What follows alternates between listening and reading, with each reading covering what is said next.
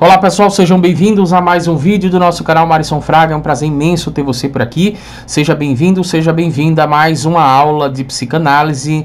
E nós vamos falar sobre Freud mais uma vez. Vamos falar sobre um artigo que Freud escreveu.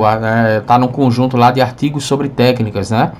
Talvez o mais lido aí seja Repetir, Recordar, Repetir, Elaborar, que nós já temos aqui no canal também. Mas hoje nós vamos ter uma aula sobre mais um artigo sobre técnica, que é o uso da interpretação de sonhos na psicanálise. Para quem não conhece, para quem está chegando agora, nossa metodologia é o mapa mental. Deixa eu baixar aqui para você ver o que é que a gente vai estudar na aula de hoje, tá? Então a nossa metodologia é essa, inclusive até se você quiser aprender a estudar utilizando o mapa mental, a gente tem uma área de membros aí com aulas que serão disponibilizadas para você. Tem um link aqui abaixo. Você pode clicar e procurar informações lá, tá? Sobre esse treinamento que é Mapa Mental para Estudantes. E aí você pode estudar, obviamente, psicanálise, psicologia e tudo que você estiver estudando. É uma metodologia, na verdade, que ajuda a gente a compreender, tá? Não só compreender, como também fixar melhor o conteúdo, né? Então vamos aqui falar, deixa eu ajustar o mapa mental aqui, para quem estiver no celular conseguir ver, né? Então vamos lá. Os dados gerais desse texto, né, o uso da interpretação de sonhos na psicanálise. Esse texto ele tem data de publicação em 1911. Ele foi publicado primeiramente na Folha Central da Psicanálise, que era uma revista, né, uma revista científica. E qual seria o objetivo de Freud aqui com esse artigo, né? O objetivo dele principal seria alertar analistas, né, ou psicanalistas, principalmente os iniciantes, sobre a melhor forma de utilizar a interpretação de sonhos, né, como forma de acessar o conteúdo recalcado inconsciente do analisando. Qual seria a melhor forma? Você vai entender o porquê que Freud está com essa preocupação aqui, né? Levando em consideração que nós vamos dividir aqui por páginas, e a nossa edição que nós estamos utilizando é a edição da Companhia das Letras, né, volume 10, Obras Completas de Freud, ok? Então vamos lá para o nosso mapa mental, falar aqui primeiramente, né, da página 123 e 124. Que utilização da arte da interpretação de sonhos se deve fazer nos tratamentos psicanalíticos? Então isso é uma pergunta que Freud começa, inclusive, até questionando, né, ele começa refletindo sobre isso nesse artigo. Qual é a utilização ideal da arte da interpretação de sonhos que deve ser feita nos tratamentos psicanalíticos, né? E ele começa, aqui nós vamos considerar as questões mais importantes aqui dessas páginas, né? Ele chega a dizer que quem chega à prática da psicanálise a partir da interpretação de sonhos costuma manter o interesse pelo conteúdo dos sonhos, tentando sempre buscar interpretações mais completas possíveis. Aqui ele já começa a denunciar um problema que ele estava notando já desde 1911, que é o seguinte: o camarada ele tem conhecimento da psicanálise através da interpretação de sonhos, e a partir desse momento ele tem uma tendência, quando ele vira psicanalista, ele tem uma tendência a focar demais na interpretação de sonhos. E não só focar demais, como ele também tem uma tendência a se fixar muito, tentando sugar o máximo daquele conteúdo, daquele sonho, sabe? E você vai entender o porquê que Freud rejeita essa ideia, ele critica essa ideia aqui nesse texto. Outra consideração interessante existem atendimentos em que o paciente, logo de início, apresenta conteúdos muito adequados para se introduzir as primeiras explicações, mas não tardam a surgir sonhos tão obscuros que a sua interpretação não pode ser consumada no limitado período de uma sessão. Isso é o que Freud está tentando responder, na verdade, aqui na frente, né? Vamos voltar um pouquinho. Ele começa primeiro perguntando qual é a utilização ideal, né, da arte de interpretar sonhos dentro do tratamento da psicanálise. Ele começa fazendo observação também, dizendo que quem chega geralmente na psicanálise, quem chega à prática psicanalítica a partir da interpretação de sonhos, geralmente costuma manter um interesse nesse viés aí da interpretação de sonhos. Mas ele também começa falando o seguinte, que existem atendimentos em que o paciente chega com um sonho para você, e você vai fazer uma interpretação e, de certa forma, você vê que os conteúdos eles estão muito adequados ali para você introduzir as primeiras explicações para o paciente. Mas, quando você começa fazendo isso, você vai percebendo que, à medida que o tempo vai passando, os sonhos vão se tornando muito obscuros, né? E a interpretação ela não pode ser consumada no limite da sessão, no limite de tempo da sessão. E a gente vai entender nesse artigo aqui, fica com a gente até o fim, porque você vai entender o porquê que isso acontece também, né? Freud vai falar que isso é uma questão de resistência, e daqui a pouco a gente chega lá. Nessa situação, o analista possivelmente se verá inclinado a prorrogar a tentativa de interpretação do sonho obscuro para outras sessões, quando o paciente ultrará novos conteúdos oníricos. Aqui começa a primeira crítica de Freud, porque quando ele fala o seguinte, olha, você vai começar com a interpretação de sonhos, é muito normal que um paciente chegue para você com um determinado conteúdo, um sonho, né, um conteúdo onírico, e na verdade esse conteúdo manifesto que ele está te apresentando, você vai conseguir interpretar com uma certa facilidade, mas não vai demorar muito até que ele chegue com um conteúdo tão obscuro, manifesto, que vai ser cada vez mais difícil para você, e você não vai conseguir fazer isso no limite de uma sessão, por exemplo. Então o que é que vai acontecer? Você vai começar a se ver inclinado a tentar levar o conteúdo desse sonho para a próxima sessão. Só que aí você já vai começar a misturar as coisas, porque daqui para a próxima sessão o paciente já vai ter mais conteúdos oníricos para trazer, né? E ele chega a dizer também que existem resistências, né? Há resistências que tomam a seguinte forma. Presta atenção nisso aqui, que para quem trabalha com psicanálise isso aqui é muito interessante. Existe uma resistência que se apresenta da seguinte forma. Apresentam-se em forma de conteúdo rico, ou seja, um conteúdo que é um conteúdo manifesto, que você percebe que tem muito do conteúdo latente por trás e dá para você fazer a sua interpretação com uma certa facilidade, com uma considerável e relativa facilidade. Então eles se apresentam em forma de conteúdo rico, mas com significados pobres. E não há progresso do paciente na compreensão deles. Aqui está uma questão. Porque você vai ver que o paciente, por exemplo, ele chega lembrando de vários detalhes, e quando você se depara com esses detalhes, você fala, não, aqui deve ter um significado, eu vou buscar isso aqui, mas me fala mais sobre esse sonho. Quando na verdade você passa um tempo muito grande tentando entender o conteúdo daquele sonho que parece rico, mas na verdade os significados, ou seja, o conteúdo manifesto.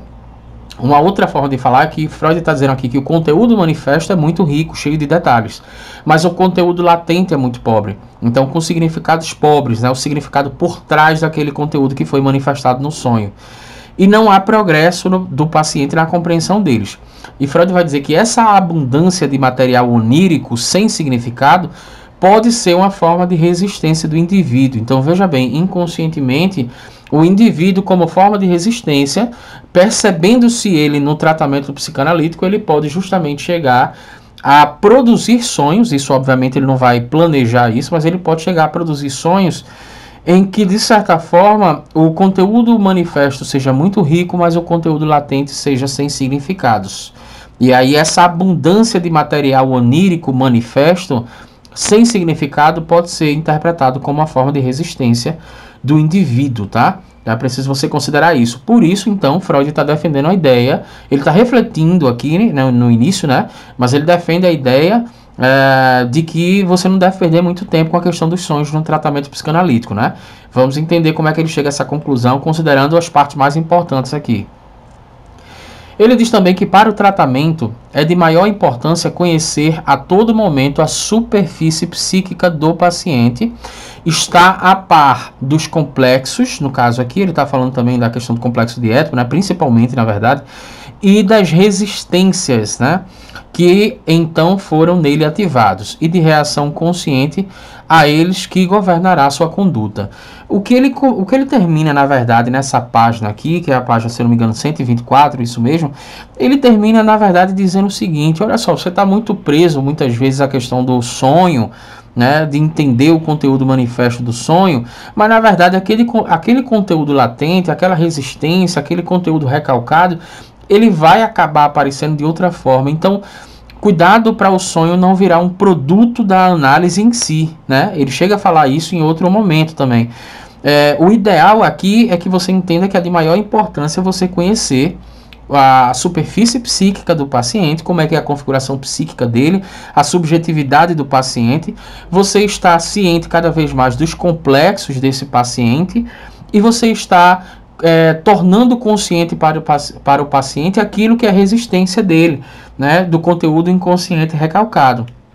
Então, é importante você entender que o ponto principal da análise é justamente essa, e não a interpretação de sonhos propriamente dito. Ou seja, se o sonho ele consegue te trazer um material onírico que dê para você entender o conteúdo recalcado do cliente, do paciente, no caso, dê para você entender, por exemplo, a questão das resistências desse paciente, então tudo bem, você encontrou um material bom para trabalhar. Mas se não der para interpretar, então não fique muito fixado nisso. É isso que Freud está tentando dizer aqui o texto todo, tá? Então, considerando aqui nas páginas seguintes, né? Ele faz uma pergunta que é o seguinte: como agir, então, com a interpretação de sonhos na análise? Como é que a gente pode agir com a interpretação de sonhos, né? Ele vai dar alguns pontos aqui principais. Obviamente aqui a gente está parafraseando Freud. Ele vai dizer que o analista deve se contentar a analisar o que é possível em uma sessão. Não fique jogando um sonho de uma sessão para outra. Esse é o primeiro ponto, né? Ele continua dizendo que o analista não deve ver como perda aquilo que ele não conheceu sobre o sonho. Então você está lá numa sessão e o seu paciente, o seu analisando, ele vem trazer um conteúdo e você conseguiu decifrar até um momento X. A partir dali terminou a sessão. Então não fique se culpando porque você vai considerar como perda, porque você não conseguiu interpretar o sonho como um todo, e muitas vezes o analisando ele faz essa pressão em você. O paciente ele faz a pressão querendo saber a todo custo o que significa aquilo que aconteceu, e você tem que também conscientizar o analisando, o paciente, de que às vezes não é possível você decifrar isso, né? E aí Freud continua dizendo que na próxima análise deve-se abordar o conteúdo que primeiro vem à cabeça do paciente. Então, deixa essa ideia de lado, por exemplo, do conteúdo que você não conseguiu decifrar do sonho anterior. Quando chegar na próxima sessão, comece com a análise abordando o conteúdo que vem primeiro na cabeça do paciente e não direcione para o sonho anterior, né? O analista deve buscar a interpretação de um novo sonho a partir da demanda apresentada pelo analisando, e deve renunciar à interpretação de um sonho demasiado amplo e difuso. Então ele continua completando aqui, né, deixando claro essa ideia de que, olha, esquece aquele sonho, interpreta tudo que você conseguiu interpretar e na próxima sessão trabalhe o que o seu paciente vai trazer, o seu analisando vai trazer, tá? Se ele trouxer a questão do sonho, ótimo. O novo sonho, ótimo. O sonho anterior, procura saber o porquê que ele está querendo saber aquele sonho anterior, porque isso pode ser material de trabalho também. Mas você, enquanto analista, não foca nisso, tá? E ele faz um alerta importante que é: caso o analista apresente um interesse especial focado na interpretação de sonhos, eu não estou falando aqui de analisando, não estou falando de paciente, eu estou falando de analista. No caso, Freud estava falando sobre analista. Então ele disse, eu vou repetir: caso o analista, o psicanalista, apresente um interesse especial focado na interpretação de sonhos, o mecanismo de resistência do analisando pode não produzir mais sonhos, provocando um esgotamento dos conteúdos oníricos. Você percebe que aqui em cima a gente falou sobre uma outra resistência, né? Isso aqui é uma forma de resistência que é o seu analisando apresentar um conteúdo muito rico, manifesto, mas um conteúdo latente e pobre. Tá? Isso é uma forma de resistência do indivíduo. Aqui Freud já apresenta uma outra forma de resistência, que é quando o psicanalista ele se mantém muito focado na interpretação de sonhos, a psique do analisando pode provocar um mecanismo de resistência nele mesmo para não produzir mais sonhos, provocando o esgotamento dos conteúdos oníricos. Inclusive me perguntaram um dia desse: Marisson, eu passei um tempo sem sonhar, né? Passei mais ou menos assim, sei lá, uns 2 a 3 meses sem sonhar, a pessoa me falou. O que significa isso, né? Por que eu não sonhava? Na verdade, não é que a pessoa não sonhava, eu não entendo dessa forma, mas a partir de diversos textos de Freud, inclusive até o próprio livro Interpretação de Sonhos de 1900, eu entendo que, na verdade, o conteúdo que aquela pessoa estava sonhando era um conteúdo tão denso que ela não conseguia lembrar. O mecanismo de resistência fazia com que ela esquecesse logo no início do dia. Então, ela tinha a sensação de que não estava sonhando, quando na verdade estava, mas era um conteúdo que realmente ela não estava preparada para dar conta, né? Então, vamos lá. Continuando aqui, Freud diz que não se renuncia a um material valioso para a revelação do inconsciente ao adotar tais restrições na interpretação dos sonhos. Isso é uma pergunta, tá? Então, ele está fazendo aqui uma pergunta que ele está refletindo junto com o leitor. E ele está dizendo assim, ele está se colocando no lugar do leitor e como se o leitor estivesse perguntando assim, mas vem cá, se eu abrir mão dessa interpretação de sonhos, eu não vou renunciar a um conteúdo muito valioso, né, para a revelação do inconsciente? Por que eu devo deixar, abrir mão do que eu não consigo interpretar nos sonhos? Eu não estaria renunciando a um conteúdo muito valioso?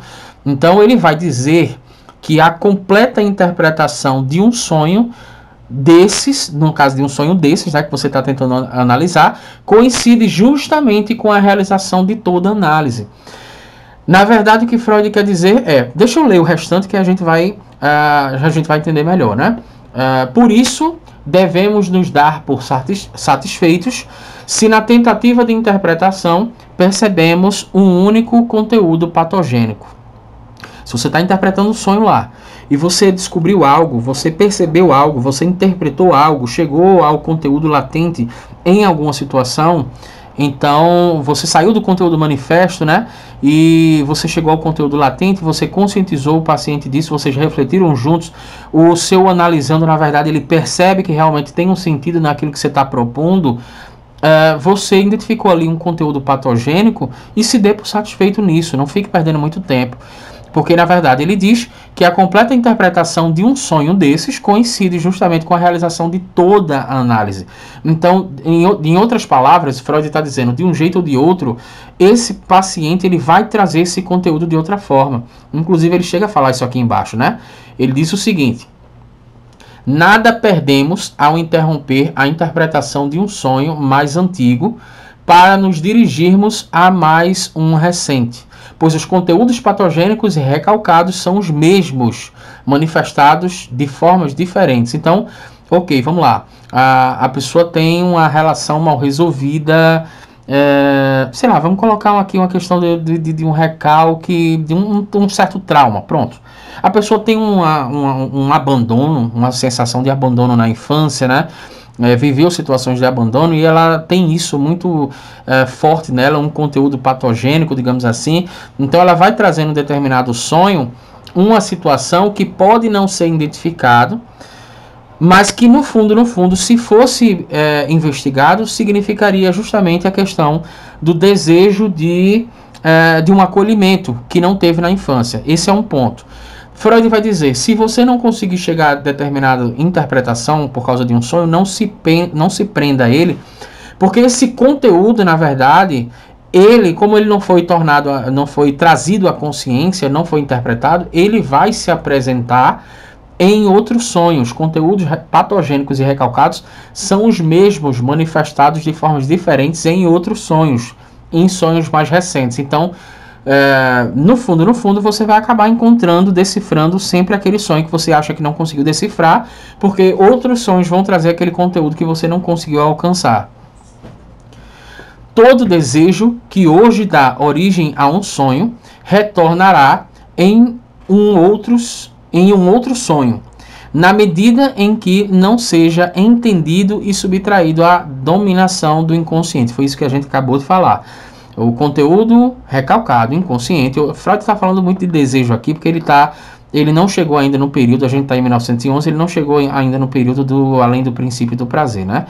Então a gente precisa considerar isso. Mas ele está falando aqui da questão do sonho, na verdade, dar origem, né? O desejo dá origem a um determinado sonho, e, de certa forma, se você não consegue decifrar aquilo ali, em outro sonho você vai conseguir decifrar, porque ele vai aparecer...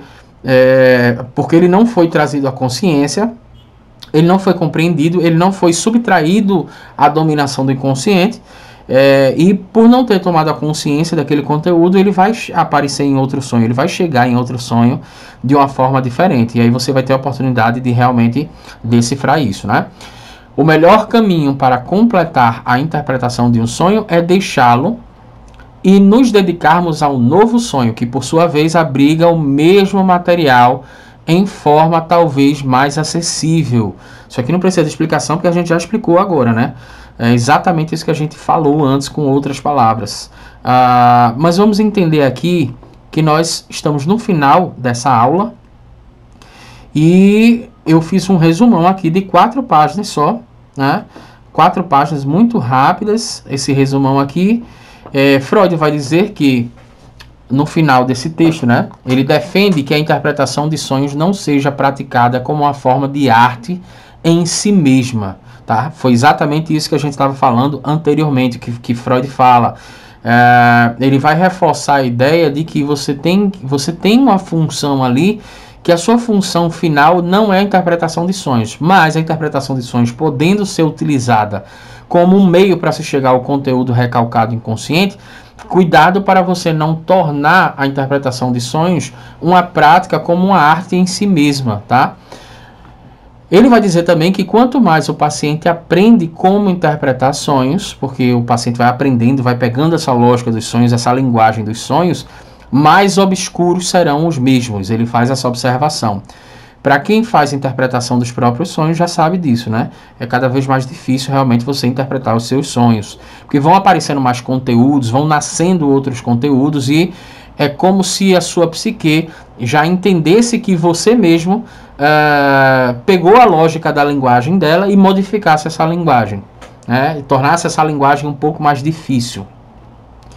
Freud desaconselha o analista a incentivar o paciente a escrever os seus sonhos. Isso perturba o sono dos pacientes, Freud vai defender isso, e o resultado é o mesmo que se tem se o sonho não tivesse sido escrito. Na verdade, isso aqui é uma questão que a gente precisa ressaltar, que tem analistas que gostam de pedir para o seu paciente escrever os seus sonhos.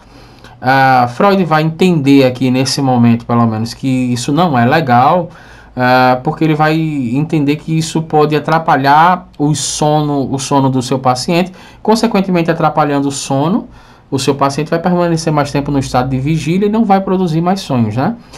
E o resultado, na verdade, acaba sendo o mesmo que se tem se o sonho não tivesse sido escrito, porque é isso que a gente está falando, que Freud está falando desde o início, que é tipo assim, não perde muito tempo com os sonhos, porque esse conteúdo que está nesse sonho, que você está perdendo tempo, ele vai vir ou em outros sonhos, ou em forma de xistes, ou em forma de atos falhos, e por aí vai.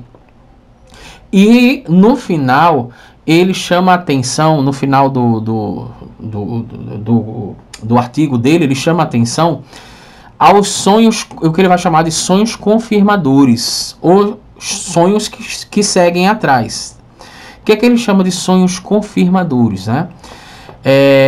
Isso aqui é muito sutil, porque ele vai dizer o seguinte: esses sonhos confirmadores, eles são facilmente acessíveis à interpretação e a sua tradução resulta apenas no que o tratamento já inferia do material diurno dos últimos dias.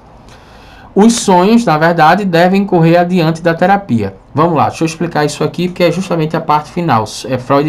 Freud acaba o texto dele, o artigo dele, falando sobre isso, né?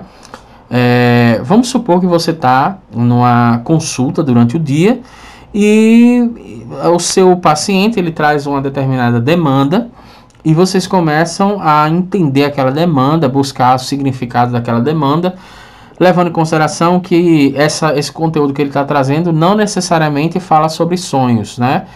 Por exemplo, ele está lá na associação livre e aí ele comete um ato falho, por exemplo.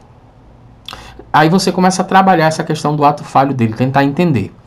O perigo é, quando na próxima sessão, ele chegar com conteúdo de um sonho e disser assim para você: olha, eu tive um sonho que foi justamente a confirmação daquilo que a gente falou na sessão anterior. Porque esse meu sonho, ele me confirmou isso e tal e tal. Então, quando na verdade esse sonho é que ele vai chamar de sonhos confirmadores ou sonhos que seguem atrás, ele vai dizer que esse sonho segue atrás da análise.